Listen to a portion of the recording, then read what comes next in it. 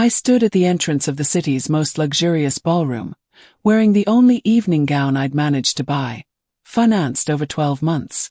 The lights from the crystal chandeliers reflected on the marble floor like fallen stars, and the soft sound of the string quartet floated in the air along with the expensive perfume of the women who passed by me without seeing me. I'd worked at that company for 23 years. 23 years arriving before everyone else, leaving after everyone else, carrying projects on my shoulders while others took the credit. But that night, for the first time, I wasn't there as the invisible employee who organized spreadsheets and solved problems behind the scenes. I was there as a guest. My name was on the list. I had every right to be at that ball. Or at least that's what I thought. I had barely stepped through the door when I felt my boss's firm hand on my arm. It wasn't a gentle touch. It was the kind of touch that says, "Stop." I turned to him with a polite smile, still believing it might be a greeting, perhaps a word of appreciation for the project I'd saved the previous week. But what I saw on his face wasn't gratitude. It was discomfort. It was disgust disguised as surprise. "You don't belong here," he said, low enough for only me to hear, but loud enough for the two women next to me to discreetly turn away. Enjoy this video now because what happened next changed everything. My heart didn't race. Not immediately. First came the inner silence, that strange moment when the brain is still processing whether it actually heard what it heard. I looked at him, expecting an explanation, a justification, maybe even an embarrassed retraction. Nothing. He kept his eyes fixed on me as if he were asking a disobedient child to go back to their room. "This event is for directors and strategic partners," he continued, adjusting his tie as if he needed to do something with his hands to maintain his composure. "You understand, right? It's a matter of profile." Profile. That word burned more than any direct insult, because I knew exactly what it meant. It wasn't about position. It wasn't about hierarchy. It was about the color of my skin, about my 56 years of honest wrinkles, about the fact that I didn't fit the aesthetic they wanted to display in that crystal hall with imported champagne. How many times have you felt that no matter how hard you work, it will never be enough for some places? I took a deep breath. I wasn't going to cry. I wasn't going to scream. I wasn't going to give him the satisfaction of seeing me crumble there, in front of all those pale faces that were now pretending not to be paying attention while they clearly were. I forced a smile and simply said, "I understand." 2 syllables. Nothing more. I turned my back and started walking back towards the exit, feeling the weight of their stares like needles in my back. But something happened while I was walking. My hand touched the small bag I carried slung over my shoulder, and inside I felt the envelope. The envelope I had kept there as a precaution, not yet knowing if I would need to use it. Inside was the proof. Proof of something I had discovered 3 weeks earlier, something that could destroy the reputation of my boss, the company, everything they had built on well-dressed lies. And it was at that moment that I realized. I wasn't going to leave. Not like that. Not as the invisible woman I'd always been, accepting crumbs and humiliations with a polite smile. I stopped walking, turned slowly, and I fixed my gaze on the stage in the center of the hall, where in exactly 40 minutes the Company Values Awards ceremony would take place. Well, this time a genuine smile. Because I knew something my boss didn't. My name wasn't just on the guest list. It was also on the list of speakers. What no one tells you about humiliation is that it has a smell. The smell of expensive perfume mixed with contempt. The smell of an overly clean carpet, of imported flowers, of everything that was done to remind you that you shouldn't be there. As I walked back into that hall after stopping halfway, I felt that smell entering my nostrils like a physical memory of all the times I had been made to feel small. But this time something had changed. I walked slowly between the round tables covered with white linen tablecloths, where executives laughed too loudly and their wives adjusted pearl necklaces while feigning interest in the conversations. No one looked directly at me. They never did. It was always that sideways glance, that quick recognition followed by an immediate look away, as if I were part of the decor that didn't deserve attention. For 23 years I accepted this role. The woman who resolved crises at 3 in the morning. The woman who covered up the mistakes of incompetent managers. The woman whose name never appeared in thank you emails. I took a glass of champagne from the tray a waiter offered. Not because I wanted to drink. I wanted to hold something in my hands, to have a reason to stay there, to circulate, to observe. I needed time. 40 more minutes. 40 minutes until the moment I would go up on that stage and show everyone who really didn't belong there. I saw my boss across the room, chatting with the CEO and two investors I recognized from internal photos. He was laughing, gesturing, and seemed completely at ease. Why wouldn't he be? In his mind, the problem had been solved. The misplaced employee had gotten the message and would soon be leaving. He could go back to enjoying the evening without that unwelcome presence spoiling the event's atmosphere. But as I watched, I noticed something. His hand trembled slightly as he picked up the glass. His smile didn't reach his eyes. And when one of the investors asked a question, he took a second longer to answer, as if calculating each word. He was nervous. Not because of me, not yet. He was nervous because he knew the entire evening's presentation depended on numbers. Numbers he said he personally checked. Numbers that, in fact, I checked. Numbers he stole from my report and presented as his own work. Have you ever had that moment when you realize it's not just you against one person, but you against an entire system that was built to keep you invisible? That's what I felt there, standing in the middle of that gilded hall. It wasn't just about my boss. It was about all the times I'd been interrupted in meetings. All the times my ideas were ignored until a white man repeated them. All the times I was asked to make coffee when I was the only one in the room with an MBA. All the microaggressions disguised as jokes, as honest mistakes, as that's not what I meant. And the envelope in my bag weighed like a loaded gun. 3 weeks earlier, I stayed late at the office finishing the quarterly report. Everyone had already left. The floor was silent, only the hum of the air conditioning and the bluish glow of the computer screens still on. When I passed by my boss's office to turn off the light he always forgot to turn off, I saw it. The drawer ajar. The documents scattered on the desk. And in the middle of them printed emails. Emails between him and the finance director about a misappropriation of funds that was being disguised in the reports. It wasn't a small amount. It was the kind of money that funded business trips to Caribbean resorts. The kind of money that paid for renovations on country houses. The kind of money that, if discovered, would result not only in dismissal but in criminal charges. I photographed everything with my cell phone. My hands were trembling. My heart was racing. I kept the evidence like someone guarding a secret that could explode at any moment. And now, at that ball, while he laughed and toasted with people who had no idea who he really was, I knew that in less than 40 minutes his world would crumble. Because the award ceremony wasn't just about handing out symbolic trophies. It was broadcast live to all the company's branches.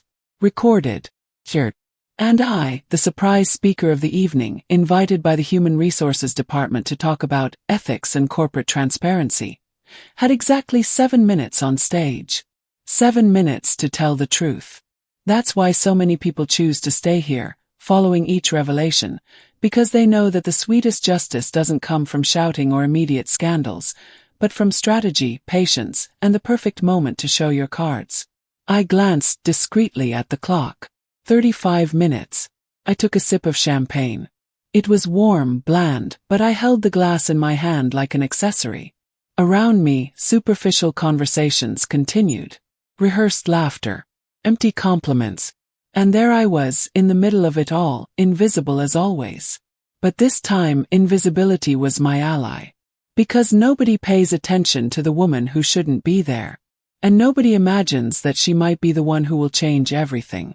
I sat in one of the empty chairs at the back of the hall, away from the spotlights, away from the main tables where the important people sat. From there I had a complete view. The illuminated stage in the center. The cameras strategically positioned to capture every angle. The technical team making the final adjustments to the microphones. And my boss, still circulating, still playing the role of exemplary executive, still believing that the night belonged to him. I should have been angry. That's the emotion everyone expects, isn't it? The humiliated woman, seething with hatred, ready to explode in a fit of rage. But that wasn't what I felt. It was something colder, more calculated. It was the feeling of someone who finally understood the rules of the game and decided to play better than everyone else. For years I played fair while they cheated. I followed the rules while they invented exceptions for themselves. I stayed silent while they talked over me. No more. I opened the bag and touched the envelope again. The pages inside rustled softly, as if whispering secrets no one else knew. Inside, 8 pages of evidence. Emails, bank statements, fake invoices, transfers to offshore accounts. Everything printed, everything documented, everything irrefutable. I spent weeks checking every detail, cross-referencing every piece of information, ensuring there was no room for excuses or justifications. Because I knew that when you're a 56-year-old black woman accusing a wealthy, well-connected white man in his 40s, you can't be 99% sure. You need 100. And witnesses. And evidence that even an expensive lawyer couldn't refute. The hall began to fill up. People slowly took their seats. The waiters collected the empty glasses and adjusted the chairs. The lights dimmed slightly, creating that atmosphere of an important event about to begin. My heart pounded, but my hands remained steady. Controlled breathing. Upright posture. I had rehearsed this mentally so many times that it seemed impossible to get it wrong now. I saw one of the event coordinators approaching with a clipboard. She recognized me and smiled, that kind of professional smile that reveals nothing but efficiency. "You're the speaker at 7:30, right?" she asked, checking something on the list. I confirmed with a nod. "Great, you go up right after the CEO's presentation. 7 minutes, as agreed. The topic is corporate ethics, correct?" Confirmed again. She gave me a backstage access card and went to organize something else. 7 minutes. 420 seconds to undo years of lies. My boss finally sat down at the head table, next to the CEO and other directors. He straightened his jacket, quickly checked his phone, and took a sip of water. He seemed relaxed, confident. Why wouldn't he be? In his mind, the numbers he stole from me would be presented as the fruit of his brilliant work. The board would applaud. The investors would be impressed. And he, once again, would climb the career ladder by stepping on people who did the real work while remaining invisible. But there was something he didn't know. When the Human Resources Department invited me to speak about ethics, it wasn't by chance.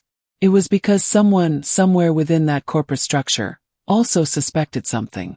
Not specifically about the fraud, but about the discrepancy between what he presented and what actually happened behind the scenes.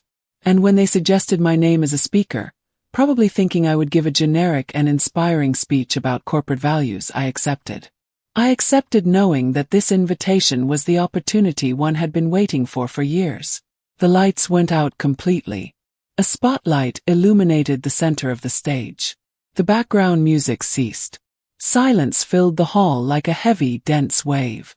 And then, the CEO ascended the stage to polite applause. The opening speech began. Beautiful words about success, growth, commitment to excellence. I heard it all as background noise. My mind focused only on what was to come next. Have you ever been so close to a decisive moment that you could feel its weight in your chest, as if the entire future depended on the next few minutes? I looked around. Faces focused on the stage. Some yawning discreetly. Others checking their cell phones under the table. No one paying attention to me, the woman sitting in the back, alone, invisible as always. And it was in this invisibility that I realized my greatest asset. Because when you're not seen, you can move freely. You can plan without being questioned. You can prepare the perfect move while everyone underestimates your ability. For years, I was treated as if my presence were a favor granted to me. As if my work were less valuable because it came from mature, black hands. As if my words carried less weight because they came from a mouth that didn't fit their corporate mold. But that night, for the first time, all that invisibility was going to transform into power. The CEO finished his speech. More applause. He presented some general figures, thanked the team, made an inside joke that elicited forced laughter. And then he said the words I was waiting for. And now, to talk about a fundamental topic for our company, ethics and corporate transparency, I invite to the stage the lady who has dedicated more than 2 decades of her work to our organization. My name echoed through the sound system. I stood up. I adjusted my dress. I grabbed my purse. I walked towards the stage while polite applause filled the space.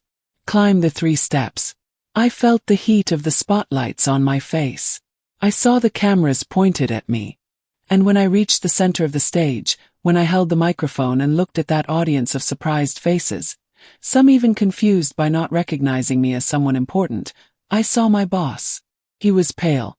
Completely pale. As if he had seen a ghost. Because at that exact moment he understood. He understood that I hadn't left. He understood that I was there, in the center of everything, with a microphone in my hand and 7 minutes of guaranteed attention. And he couldn't stop me. I took a deep breath. The microphone was cold in my hand, and the silence that filled the room had texture, weight, almost as if it could be touched. Hundreds of eyes fixed on me. Some curious, others impatient, most indifferent, just waiting for me to quickly finish that bureaucratic speech about ethics so they could go back to talking and drinking champagne. But there was a pair of eyes watching me differently. My boss's eyes. He was sitting at the main table, stiff in his chair. His fingers gripping the cloth napkin as if it were the only solid thing in a world that was beginning to crumble. He didn't yet know exactly what I was going to say, but something in his instinct, some primal survival alarm, was already triggering danger signals. She smiled. A small smile, almost imperceptible to those far away, but perfectly visible to him. "Good evening," I began, and my voice echoed firmly through the sound system. "My name is Helena Ferreira, and I've worked at this company for 23 years. Some of you know me. Most of you don't. And that's okay. Because all this time my role has been precisely that, to be the person nobody needs to know but everyone depends on when things go wrong." Few quiet laughs. People were starting to relax, thinking it would just be a motivational story about corporate inner workings. Perfect. Let them relax. Let them let their guard down. I was invited to speak about ethics and transparency. 2 beautiful concepts, aren't they? Words that look good in presentations, in mission statements, on plaques hanging on office walls. But today I'm going to talk about what happens when these words are just decoration. When ethics becomes performance. When transparency is just a filter that lets through only the light that suits us. The silence had changed in quality, became more attentive, more tense. I felt the change in the air, like that moment before a storm when even the birds stop singing. I saw my boss shift in his chair. He exchanged a quick glance with the CEO, who frowned slightly, still not understanding where this was going. Beside them, the finance director took a large gulp of wine. His eyes fixed on me with an expression I couldn't quite decipher. Nervousness. Curiosity. Or did he also know something? "There's a story that has always stuck with me," I continued, walking a few steps across the stage, letting the microphone clearly pick up each word. "About a woman who worked her whole life building something. She would wake up before sunrise, stay up late organizing numbers, resolving crises, ensuring everything worked perfectly. And do you know what she got in return? The privilege of remaining invisible. Of seeing other people take credit for her work. Of hearing jokes about how she should be grateful for having that job, as if it were a favor and not a fair exchange of competence for salary. It is at this point that many feel the urge to support this journey, leaving a silent sign that the message touched them, because they recognize in these words something they have lived or witnessed in silence." Pause. I let the silence fill the space again. Some people exchanged glances. Others shifted in their chairs, clearly uncomfortable. My boss was white, not pale. As if all the blood had drained from his face at once. "But what really hurts isn't the invisible work," I said, more slowly now, each word chosen with surgical precision. "What hurts is when you discover that the invisibility wasn't accidental. It was deliberate. That you were kept in the shadows because your light was unsettling. Because your presence challenged an order that was never meant to include people like you. I could feel the tension rising. Some people started whispering. Others picked up their cell phones, perhaps recording, perhaps texting colleagues in other branches who were watching the live stream. The CEO leaned forward, elbows on the table, paying full attention now. I opened my bag calmly. I took out the envelope. I held it high, in full view of everyone, but without opening it yet. I simply let its presence be noticed. I let the cameras capture the image. 3 weeks ago I stayed late at the office, I recounted, my voice firm but heavy with restrained emotion. I was finishing a report. An important report on the quarter's financial performance. Numbers that would be presented to investors, shareholders, the board of directors. Numbers that would determine bonuses, promotions, strategic decisions. And when I passed by my supervisor's office to turn off the light he always forgets to turn off, I saw documents on his desk. My boss stood up. He literally stood up from his chair, pale, his mouth slightly open, trying to say something but unable to articulate a word. The CEO placed his hand on his arm, silently asking him to sit down. He obeyed, but looked like he was about to faint at any second. Documents about fund transfers, invoices, emails, things that shouldn't be there, scattered, unprotected, as if the arrogance were so great that not even basic care seemed necessary. Because after all, who would pay attention to the invisible employee who cleans up the mess and turns off the lights?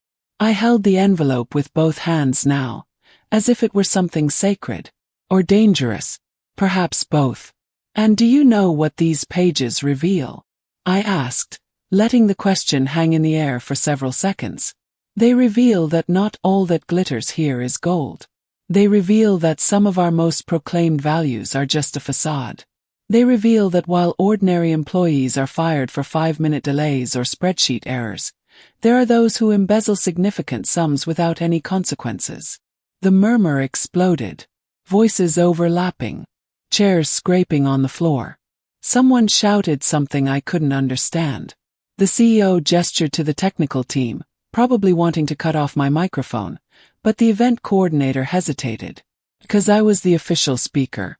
Because cutting off my microphone would be admitting there was something to hide. I looked directly at my boss.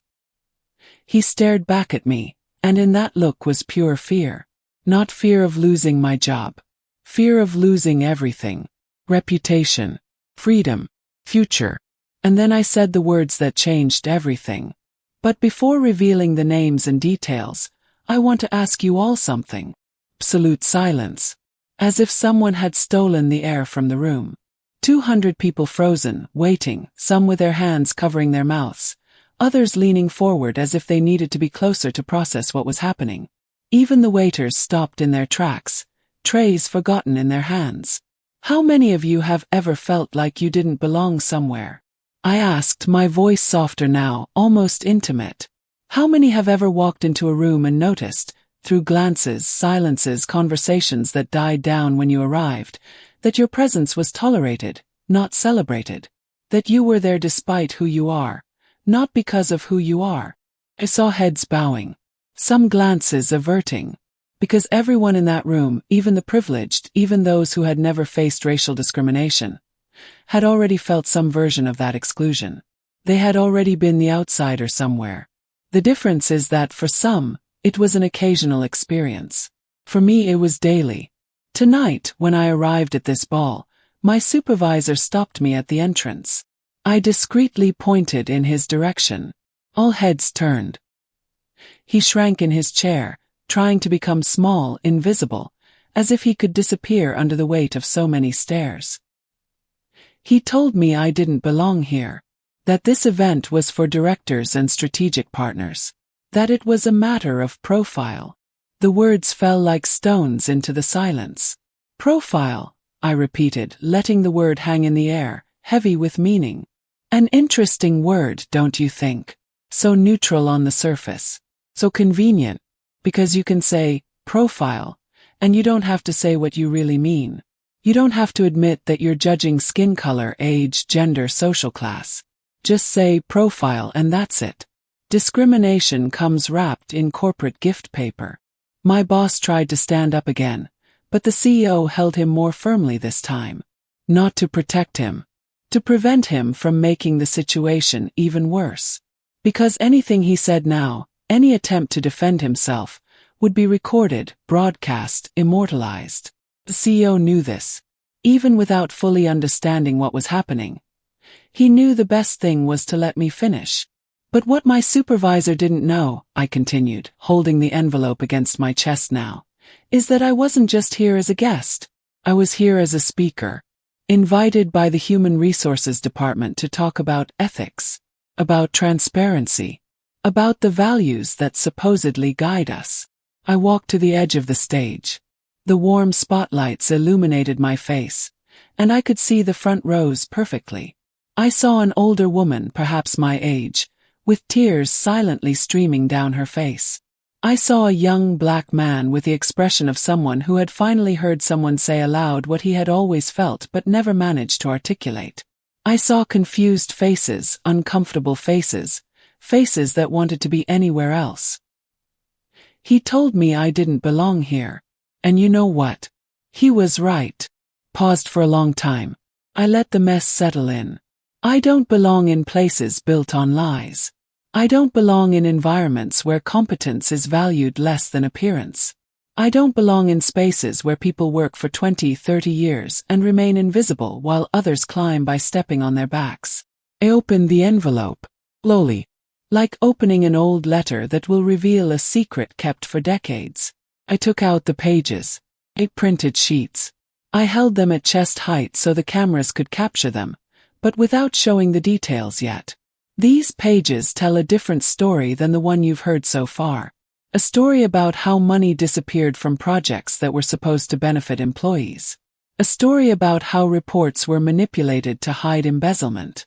A story about how someone very well positioned used their authority not to build, but to steal.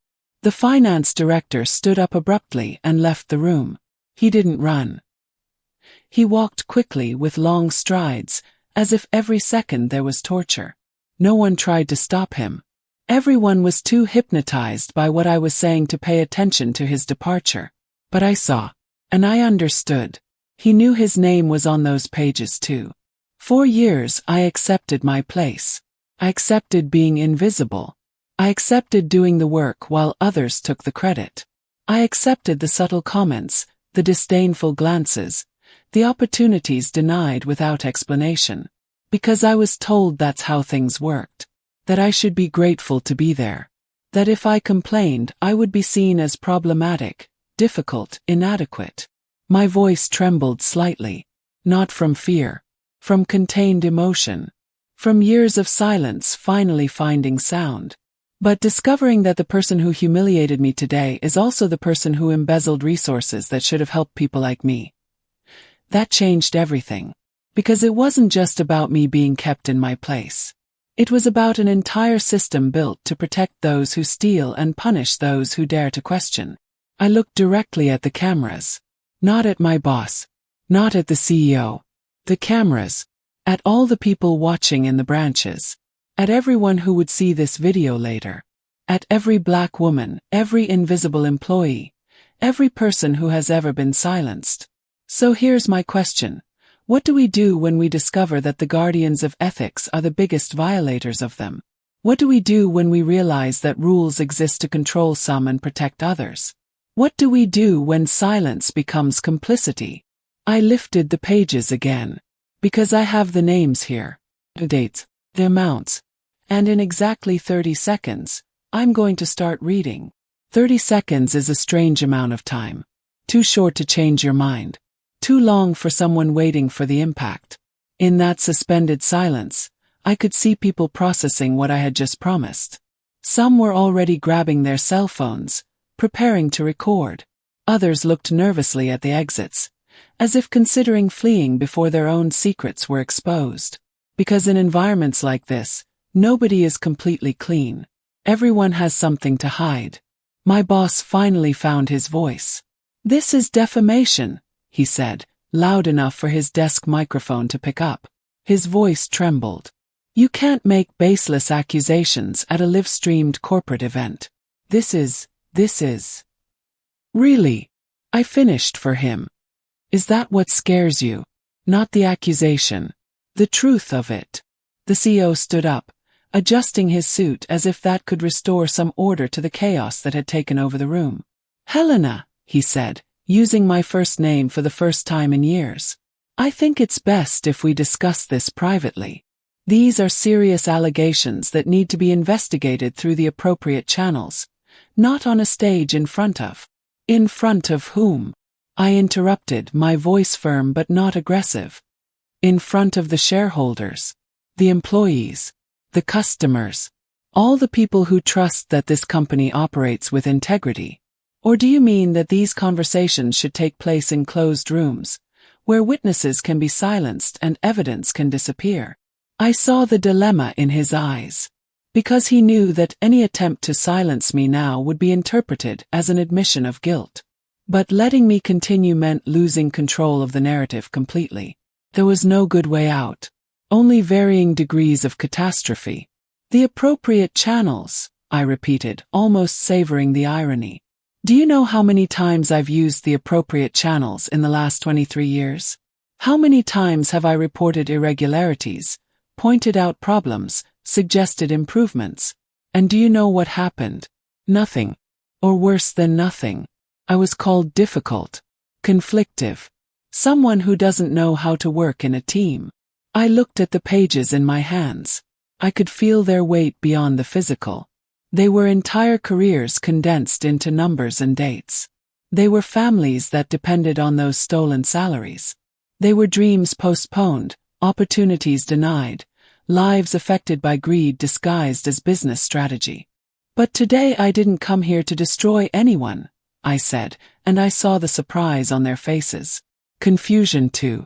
Because if it wasn't to destroy, then what was the point? I came here to give a choice.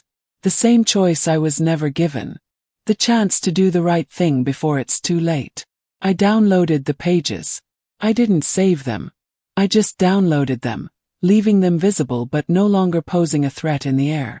You have 72 hours, I announced, my voice echoing clearly through the hall.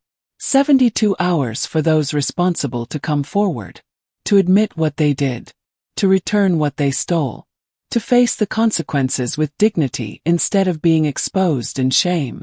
My boss laughed. It was a short, almost hysterical laugh. You think anyone's going to turn themselves in because of empty threats? You have nothing. You're bluffing. Bluffing, I repeated. I walked to the edge of the stage again, this time looking directly at him. Transfer of 340,000 reis to an account in the name of Marcia Rodriguez Costa on March 17th of last year. Marcia Rodriguez Costa. Isn't that your wife's maiden name? The silence that followed was different. It was no longer suspense. It was shock. 'Cause now it had a name, had a date, had specific value. It was no longer a generic accusation. It was concrete evidence. He turned white again. His wife, seated 3 places to his left, put her hand to her mouth. Not in solidarity. In horror. Because perhaps she didn't know. Or perhaps she did know and now realized that everyone else would know too. A fake invoice from the company Delta Consultoria for 180,000 reis, issued in May, I continued, my voice clinically calm. A company that, curiously, has the financial director as a silent partner. Incentive trips to Barcelona cancelled at the last minute, with a reimbursement of 200,000 reis that never returned to the company's coffers. With each new figure I saw people turning pale. Not just the guilty ones, but everyone who somehow realized they knew something, saw something, heard something and chose to ignore it. Silent complicity is still complicity. 72 hours, I repeated. Not to escape. To choose how they want to face this. With confession or with total exposure. With some remaining dignity or with complete humiliation. Because these pages I'm holding here aren't the only copies. They're being kept safe. Protected. And if something happens to me, if they try to fire me, silence me, threaten me, they automatically reach the Internal Revenue Service, the federal police, the press. I folded the pages carefully. I put them back in the envelope. I stored them in my bag. Each movement was deliberate, controlled, as if it were a ritual. I didn't come here seeking revenge, I said, now directly to the cameras again, my voice softer but somehow more powerful. I came seeking justice. And there's a huge difference between the two. Revenge is emotional, destructive, with no purpose other than to cause pain. Justice is restoration. It's making the system work as it should. It's ensuring that those who steal face consequences and those who work honestly are protected. I saw tears on some faces. Not those of the guilty. Those who understood. Those who lived their own versions of this invisibility. Those who carried heavy silences because they felt there was no alternative. So the choice is yours, I concluded. 72 hours to decide what kind of company you want to be. One that protects thieves or one that protects values. One that silences complaints or one that takes them seriously. One that judges people by skin color or one that judges them by character. I stepped off the stage in silence. No one applauded. No one booed. It was too profound for any simple reaction. I walked down the central aisle as people stepped aside to let me pass, as if I were carrying something sacred or too dangerous to be touched. And when I got to the door, when I was about to leave that room where I had been humiliated hours before, I heard my boss yell behind me, "You're going to regret this. You don't know who you're messing with." Stop. Turned slowly. And I smiled. "No," I replied. "You're the one who doesn't know." I left that room with the feeling of walking in slow motion. The sounds around me seemed muffled, distant, as if I were underwater. My footsteps echoed in the empty corridor leading to the exit, and each echo sounded like a farewell to a lifetime. Because I knew that nothing would be the same after that night. Not for me. Not for them. The cold night air greeted me as I stepped through the main doors. I took a deep breath, filling my lungs with air that smelled of freedom and fear at the same time. My hands trembled now, the adrenaline finally taking its toll after all the strategic composure I'd maintained on stage. I leaned against the building wall for a moment, just to steady myself, feeling the icy concrete against my back. Picked up my phone. 17 unread messages. 9 missed calls. And it had only been 11 minutes since I left the stage. I opened the corporate news app and there it was. #corporate ethics trending. Video of denunciation at gala ball goes viral. Barely 15 minutes had passed, and the internet had already transformed those 7 minutes into fuel for thousands of conversations. I quickly read some comments. "This woman is a hero. Finally someone had the courage. How many of us have been through this?" But there were also others. "She should have used internal channels. Public exposure is unprofessional. She was probably fired and is angry." There are always those who find ways to justify the unjustifiable, to blame those who report instead of those who commit the crime. But what surprised me was the sheer number. In less than 20 minutes, the video already had almost 100,000 views. Shared in employee groups, discussed in labor law forums, analyzed by compliance consultants, commented on by journalists specializing in economics. It had completely spiraled out of my control and taken on a life of its own. And that was exactly what I had planned. Because 72 hours wasn't enough time to hide evidence, but it was enough time for public pressure to do the job that internal channels never did.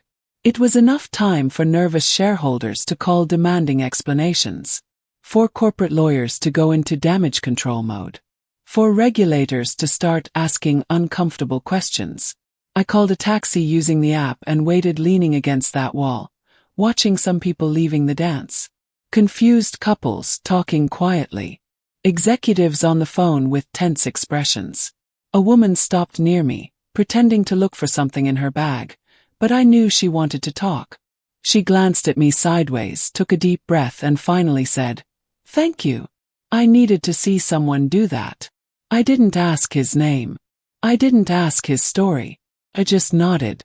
Because I understood that this wasn't just about me and my boss anymore. It was about all the times people like us were silenced. About all the injustices that remained hidden because exposing them seemed riskier than enduring them. Taxi arrived. Got in. Gave my address. And as the driver drove through the illuminated city streets, I began to think about what would come next. Because taking the first step, making the report, was only the beginning. What would happen in the next 72 hours would determine whether this would be a significant victory or just another story of courage punished. My cell phone vibrated. It was an email from the company's legal department. Subject: urgent meeting tomorrow at 9 a.m. It wasn't a request. It was a summons. Expected. They would try to intimidate me, make me sign confidentiality agreements, maybe offer me money to make it disappear. But I knew the script. I'd spent 23 years studying how that system worked. Another email. This time from an address I didn't recognize. Subject: I also have proof. I opened it carefully. It was from someone in the IT department, using an anonymous account. The message was short. I have records of deleted emails. I can help if you promise to protect my identity. And it was at that moment that I fully understood the power of what I had done. It wasn't just about exposing 2 or 3 guilty parties. It was about creating a safe space for others to speak. For other silenced voices to find courage. For the system that protected the powerful to begin to crack under the weight of its own rot. I replied quickly. Your identity will be protected. Send whatever you have. 3 more messages arrived in the following minutes. Employees from different departments. All with stories. All with evidence. All just waiting for someone to open the first crack so they could push the walls together. Comment on what you would do if you had evidence of injustice in your workplace, because this is a question many face in silence, unsure if the risk is worth it or if there will be someone on the other side to support them. I arrived home. A small, simple apartment that I had been renting for years because I never managed to save enough money to buy my own with the salary I was paid. I turned off the lights and sat on the sofa in the dark, with only the light from my cell phone illuminating my face. The notifications kept coming. The video had already surpassed 500,000 views. And then the call came. Unknown number. Answered on instinct. Helena Ferreira. The voice was feminine, professional. My name is Dr. Patricia Mendez, from the Labor Public Prosecutor's Office. I saw your video. We need to talk. My heart raced. Not from fear. From hope. Because it meant I wasn't alone anymore. That there were people with real power, not just corporate power, paying attention. I'm available, I replied, my voice firm despite the inner trembling. Tomorrow, 10 o'clock. Bring all the evidence you have. And Helena. She paused.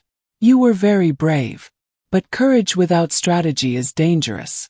We'll make sure you're protected. Hung up. I looked at my phone. At the thousands of messages. At the video still playing, being watched by more people every second. At the growing number of anonymous complaints arriving in my inbox.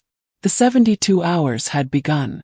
And I was no longer just giving the guilty a choice. I was building such a solid case that no expensive lawyer, no powerful connection, no attempt at cover-up could make it disappear. Because this time the whole world was watching. The 72 hours dragged on like an eternity compressed into days. Each minute seemed to contain hours of tension. Each notification on my phone made my heart race. I woke up the next day after sleeping only 3 hours.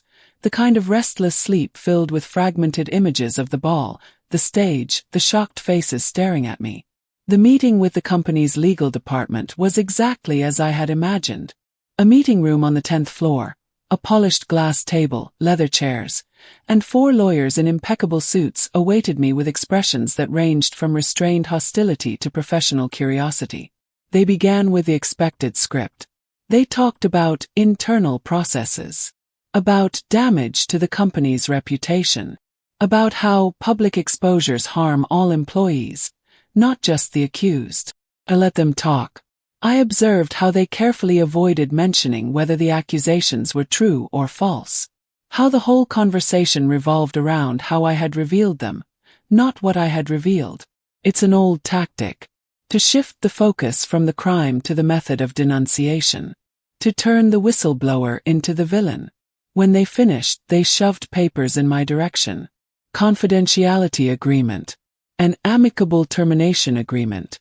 A generous severance package. 3 times what I would have been entitled to. All in exchange for my silence. All to make it disappear discreetly while they investigated internally. And the guilty parties? I asked without touching the papers. What happens to them while I sign this and walk away quietly? An uncomfortable silence. One of the lawyers adjusted his glasses. This will be handled internally, through the appropriate channels. The same channels that have failed for the last 23 years. More silence. I stood up. Thank you for the offer, but I'll decline. See you at the public prosecutor's office. I left that room knowing I had burned the last bridge. There was no turning back. It was complete justice or total destruction. There was no middle ground. The meeting with Dr. Patricia from the public prosecutor's office was completely different. She was a black woman in her 40s, with curly hair tied in a bun, sharp eyes that seemed to read between the lines of every document I presented. I brought everything. The photographs of the emails. The spreadsheets I cross-referenced. The printouts of bank transfers. And the new material I had received from the anonymous employees in the last 24 hours. She examined each page in silence. Every now and then she made a note, circled something, compared dates. And when she finished, she looked at me with an expression I couldn't quite decipher. You understand that it's going to get worse before it gets better, don't you? She said, resting her elbows on the table. They're going to attack you. They're going to investigate your life, look for mistakes, try to discredit you. They're going to use every legal and illegal means to make you look like the villain in this story. I know. And even so, you're going to move on. Even so. She nodded, a hint of respect shining in her eyes. Then let's do this properly. I'll need you to formalize everything.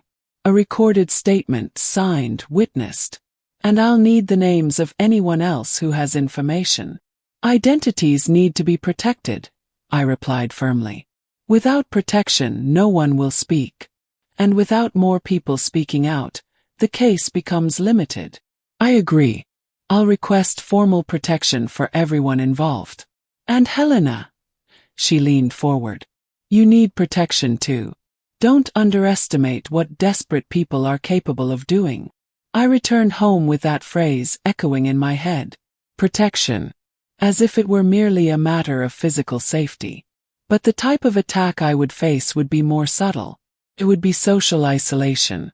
It would be the impossibility of finding employment in my field afterward. It would be the label of problem, following me for the rest of my career. It would be the invisible price we pay for doing the right thing in a system built to protect those who do the wrong thing. On the second day, the company released an official statement. We take all allegations seriously and are conducting a rigorous internal investigation. The employee in question is being investigated for possible breach of confidentiality and violation of the Code of Conduct. Notice how they reverse things. I was being investigated, not the thieves. Me. Social media exploded again. But this time the tone was different. There was massive support, yes. But there were also coordinated attacks. Fake profiles sharing distorted information about me. Old photos of me in manipulated contexts. Comments saying that I was a problematic employee for years, that I had a history of conflicts, that I was doing this out of personal revenge after being passed over for a promotion. 'Twas a lie. Lies. But lies repeated 1,000 times begin to seem like the truth to those who don't know the facts. I received calls from distant friends, worried.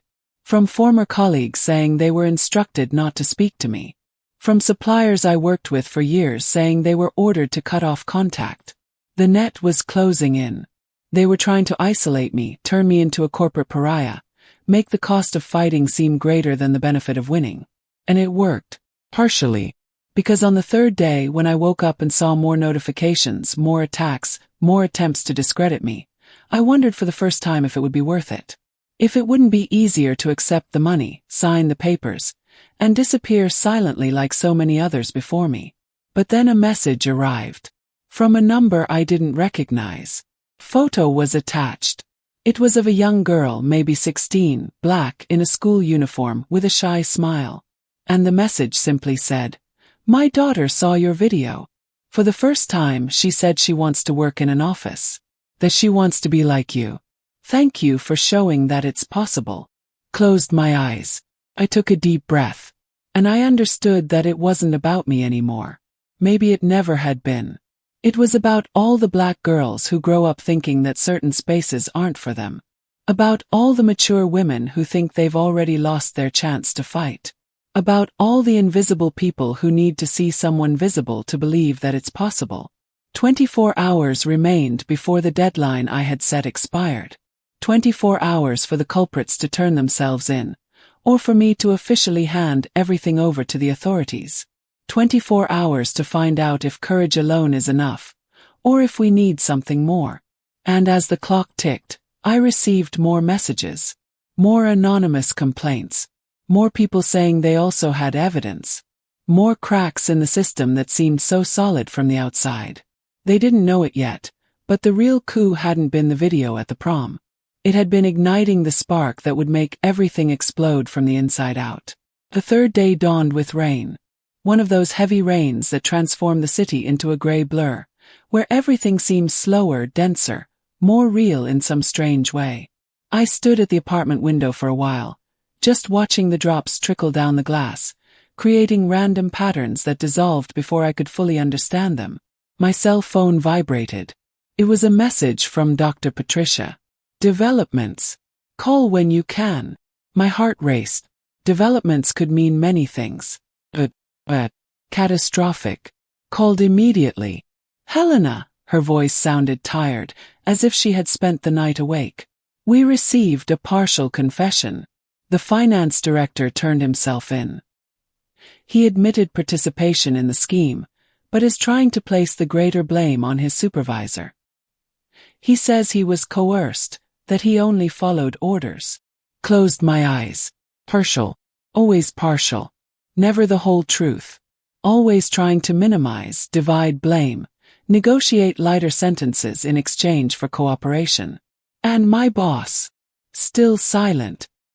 His lawyers are trying to negotiate, but he hasn't formally admitted anything. He's betting that without his confession, the case is weaker. "But it doesn't hold up," I replied. "Not with all the evidence. Not with the finance director confirming it." "It won't stay that way," she agreed. "But it will be longer. More painful. More public. He knows this and is using it as a bargaining chip. He wants a deal that minimizes exposure. Deals. Always deals. Always discreet exits for those who can afford expensive lawyers. While ordinary employees are fired for just cause for minor errors, executives negotiate honorable exits even after stealing hundreds of thousands. "The deadline is tonight," he said, glancing at his watch. It was 10 in the morning. 10 o'clock still. "If he doesn't turn himself in by then, I'll hand everything over publicly. No more negotiations. Helena, think carefully. If you make this public before the formal process is sealed, he could claim prejudice to the defense. It could complicate the case. Or you can force his hand. You can use public pressure to finish what the justice system is taking too long to do." Silence on the other end. She knew I was right. The system was slow, bureaucratic, full of loopholes for those with resources. But public opinion, that was quick, relentless, without resources or connections that could completely buy it. "Do what you think is best," she finally said. "But know that after this, there's no going back. You'll be completely exposed. And they'll retaliate with everything they've got." I turned it off. I sat on the sofa. I opened my laptop. I had prepared a detailed document over the last 3 days. 20 pages with all the evidence organized chronologically. Amounts, bank accounts, emails, everything. Formatted in a way that anyone could understand, even without technical knowledge of corporate finance. If they wanted to play the game of strategic silence, I would play the game of total transparency. At 3 in the afternoon, I received a call from a private number. I answered out of curiosity. "Helena." The voice was male, young, and nervous. You don't know me. I work in the company's IT department. I was the one who sent you those deleted emails. My body tensed instantly. Are you okay? Are you safe? For now. But I need to warn you about something. They've hired a crisis management firm. It's not just legal defense. It's a coordinated attack. They're going to release information about you in the next few hours. Fabricated, distorted things. They're going to try to destroy your credibility before the deadline expires. I took a deep breath. Expected. But hearing it confirmed was different from imagining it. What kind of information? I don't know the details. But I heard someone from the board talking about medical history, personal financial problems. Something about an old labor lawsuit you filed and lost. Medical history. Course. Because a woman who reports something must be unstable, emotional, and problematic. And the labor lawsuit I lost. It was 15 years ago against another company for racial discrimination. I lost because I didn't have enough evidence at the time. But they were going to use that to paint a picture of an employee who always blames others for her failures. Thank you for letting me know, she said. And thank you for taking the risk. It's not a risk, he replied. It's the right thing to do. I've seen too many things swept under the rug here. If you fall, I'll speak up too. Others will speak up. You open the door. We just need to have the courage to walk through it. I hung up with tears in my eyes. Not from sadness. From something I couldn't quite name. Solidarity, perhaps. The realization that even alone, I wasn't alone. At 5 p.m, the news began. Employee who accused company has a history of labor disputes. Internal source reveals conflicting behavior of whistleblower. Experts question motivations behind public exposure. I read it all. Every planted article. Every manipulated headline. Every orchestrated comment on forums and social media. And in every line I felt the weight of what it means to challenge power. How they don't attack your arguments when they can't refute them. They attack you. Your sanity. Your character. Your history. But something unexpected happened. People started fighting back. Independent journalists questioning anonymous sources. Labor law experts pointing out that a history of litigation doesn't invalidate a current complaint. Black women sharing their own stories of being called problematic when they dared to question. Current and former company employees coming out of anonymity to confirm the toxic culture I was describing. The narrative they were trying to control was slipping through their fingers. At 7 p.m, 2 hours before the deadline, my phone rang. It was a work number. Answered. Helena. It was the CEO. The first time he'd called me directly in 23 years. We need to talk. In person. Now. The deadline is 9 o'clock. If you're going to negotiate with silence, save your time. It's not about silence. It's about justice. Real justice. Not the justice you're imagining. Something in his voice made me pause. It wasn't arrogance. It wasn't a threat. It was weariness. Defeat, perhaps. Where? Yes. My office. Alone. No lawyers. No recordings. Just the two of us. Was it a trap? Probably. But it was also the first real crack I saw. The first indication that the building that seemed so solid was actually crumbling. 30 minutes, I replied. And I'll record it. Non-negotiable. Long pause. Accepted. Hung up. I looked at the clock. I looked at the document on my laptop, ready to be sent to dozens of journalists and regulatory bodies with a click. I looked at the rain that continued to fall outside, washing over the city, transforming everything. And I wondered if I was about to witness justice or just a more sophisticated version of a cover-up. The CEO's office was on the top floor. Floor-to-ceiling glass, panoramic view of the rain-lit city. Minimalist furniture that cost more than my annual salary. He had his back to me when I entered, looking out, hands in his pockets, a tired posture. He didn't turn around immediately. He just stood there, as if gathering courage for what he needed to say. I ostentatiously turned on my cell phone's recorder. I placed it on the table between us. He looked at it, nodded, and didn't protest. 23 years, he began, still looking out the window. You worked here for 23 years, and I never knew your full name until 3 days ago. I never stopped to ask how you were doing.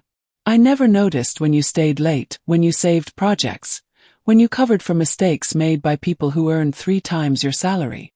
Silence. Only the sound of the rain hitting the window pane. And you know what's worse? He finally turned, and I saw he was exhausted. Deep dark circles under his eyes, disheveled hair, loose tie.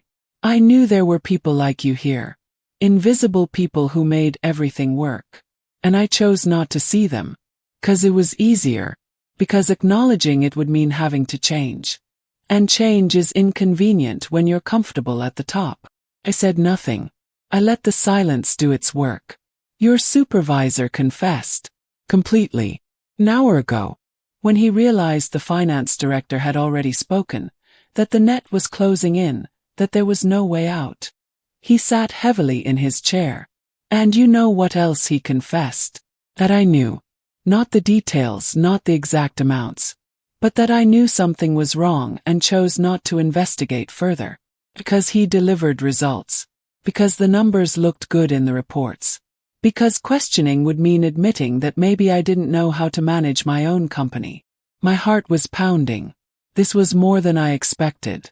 It was an admission of complicity from the top of the hierarchy. Why are you telling me this? Yes. Because you gave me 72 hours to do the right thing. And I wasted 70 of them trying to find a way out that would protect me. But there is no way out. You built such a solid case, gathered so many people, created so much public pressure that any attempt to cover it up would only delay the inevitable. He looked directly into my eyes. So I'm going to do what I should have done from the beginning. I'm going to take responsibility. Publicly. Completely. I picked up my phone and checked if it was recording. It was. I want to hear you say it. As CEO of this company, I failed to create a safe environment for whistleblowing. I failed to protect dedicated employees like you. I failed to investigate wrongdoing when I should have. And now I will pay the price. I will resign tomorrow. Publicly. With a full statement taking institutional responsibility for the misconduct that occurred under my management. Tears burned my eyes. Not from sadness. From something that seemed like a victory but was more complex. Because it wasn't about revenge. Never was. It was about making the system work as it should. About forcing those in power to use it responsibly or face real consequences. And the others. Yes. Those who knew and kept quiet. A thorough investigation. Independent. With external audit. And Helena. He took a deep breath. I want you to lead the restructuring of the compliance department. With complete autonomy. A salary commensurate with the responsibility. Authority to fire whomever is necessary. Including executives. I laughed. I couldn't help it. It was so absurd it was almost poetic. The woman who didn't belong at the ball was now being invited to reshape the system that excluded her. Why would I accept a job working for a company that treated me like this? Because you can transform it. Because you've proven you have courage that no one else here has shown. Because if you leave now, you win a battle but lose the war. But if you stay, if you use this position, you can change everything. For yourself. For others like you. For all the invisible people who deserve to be seen. I remained silent, processing it. Part of me wanted to refuse on principle. But another part, the strategist I had spent 3 days being, understood that he was right. Leaving would bring personal satisfaction. Staying would mean systemic change. A written contract. With protective clauses. Absolute autonomy. And if they try to sabotage me, I have authorization to make any obstruction public. I accept everything. Got up. I grabbed my phone. Paused the recording. Tomorrow, 9 in the morning, press conference. You resign and announce the changes. I'll be there. And if there's any deviation from what we agreed on, I'll drop everything. He nodded. He seemed almost relieved. As if he could finally sleep after carrying guilt he had pretended not to have for years. I left that building at 8:40 p.m. 20 minutes before the deadline. The rain had stopped. The air smelled of wet earth and a new beginning. I called Dr. Patricia and told her everything. She was silent for long seconds before saying, "You did it. You really did it." In the following days, I watched everything unfold. The CEO's resignation made national headlines. My supervisor and the CFO were formally charged. The company announced a complete restructuring. And I, the woman who didn't belong at the gala ball, became the person responsible for ensuring that others like me would never again be excluded. But the real victory wasn't the position. It was the message that arrived 3 weeks later. From the mother of that 16-year-old girl. It said, "My daughter joined the student council. She said she wants to change the unfair rules at school. She said she learned from you that ordinary people can do extraordinary things when they have courage and strategy. Share this story if it touched you, because stories like this need to be told. They need to circulate. They need to remind everyone that dignity is non-negotiable and that kindness has never been synonymous with weakness." Comment on what you would do if you were in my place, because these conversations are what transform individual experiences into collective movement. And subscribe to follow more stories of people who refuse to accept the unacceptable, because each of these journeys carries lessons that we all need to learn. Today, when I look at that evening gown, bought in 12 installments, hanging in the closet, I don't see humiliation. I see armor. I see the uniform I wore the day I decided my invisibility would be my greatest weapon. Because they never pay attention to those they underestimate. And that's the opening you need to change everything. My name is Helena Ferreira. I am 56 years old. I am black. I am mature. And I have discovered that true power doesn't come from belonging to the right places, but from having the courage to transform the wrong places. Don't wait for permission to fully exist. Don't beg for respect from those who don't know how to value it. And when they say you don't belong, prove that the problem was never you. It was always the place that didn't deserve your presence. Because in the end, those who doubt always regret it. And those who fight always win. Not always in the way they expect. Not always in the time they want. But always in a way that matters.